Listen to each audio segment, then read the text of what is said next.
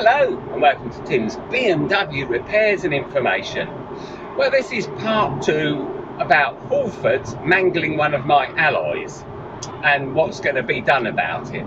To get you up to speed, I had 4 Falken FK510s fitted to this car and 4 to the 840 by Tyres On The Drive, which is better known as Halfords.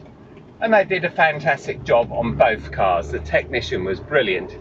Now, the reason I use at-home service is because I'm shielding. I'm either at work, in this car, or at home, or in the 840. And that's it, I don't go anywhere else. So I needed someone who did the job on the drive, and Halfords were the cheapest, and they had Falken's FK510s in stock, so that's why I use them.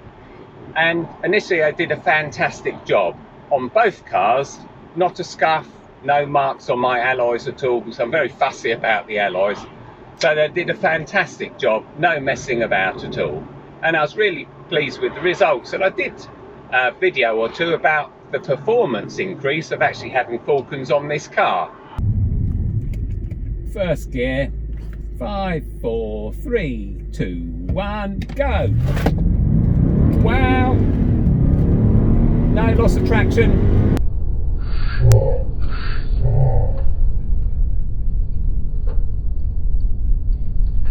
Absolutely fantastic. That's got to be 5 seconds on the nose, I would have thought, by the feel of that. That was really good acceleration.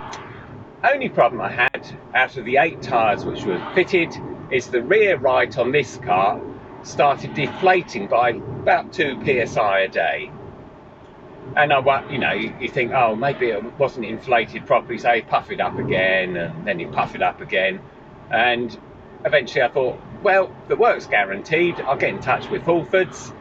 And they said, yeah, no problem at all, we'll come out and sort that out. So they sent out a highly skilled mechanic who tried to fit a jack under the car like this.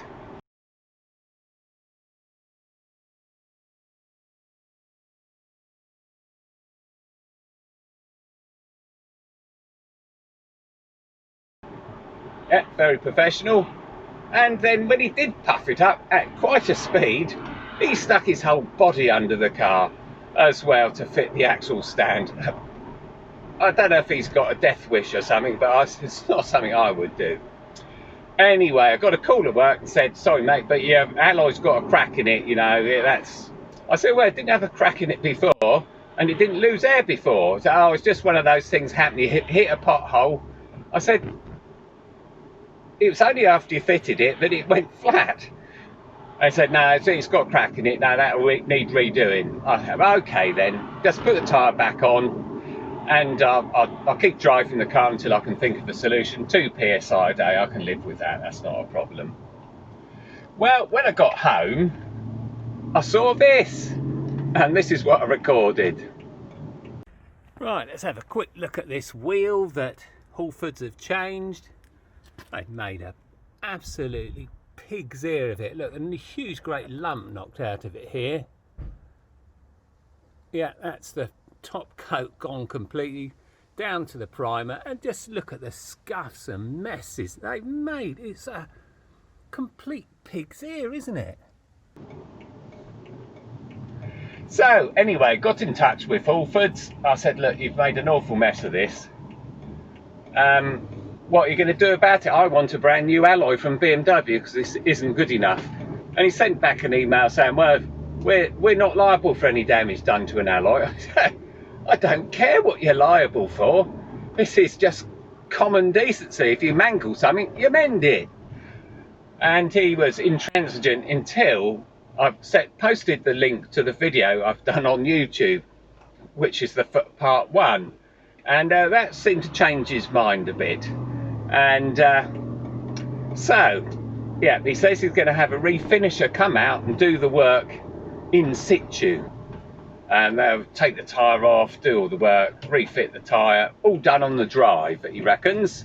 So we'll see. But one of the interesting points is that I needed to use this car for many reasons, but of course the tyre only had 17.5 psi in it, so I thought, well, it'd be interesting to see how much air it's lost, because I'm expecting it to be on the rim.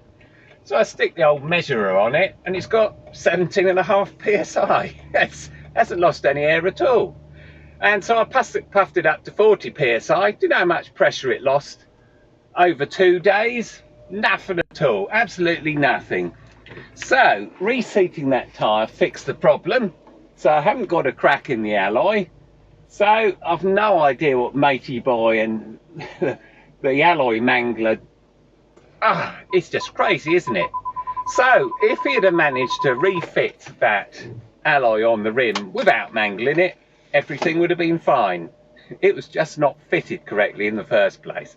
Sometimes happens. Sometimes you have to re-grease them, pop them back on the ring to make sure they seal properly. And if you'd have just done that without mangling it, we would have no problem at all. But here we are today, which is a week later, isn't it? It's just about a week later, I think. And yeah, well, part 3, I'll show you what the refinisher does and see how well we get on, because I want a perfect alloy again. I don't want any sort of divots in it or anything. So thanks very much for watching. Thanks for subscribing. Oh, thanks very much for all the comments. They're brilliant to read. 100% of you have said I'm being reasonable. So there we go, home again. Another week of work over. Thank goodness for that. Grand Prix weekend, so that'd be good fun. I'll see you next time.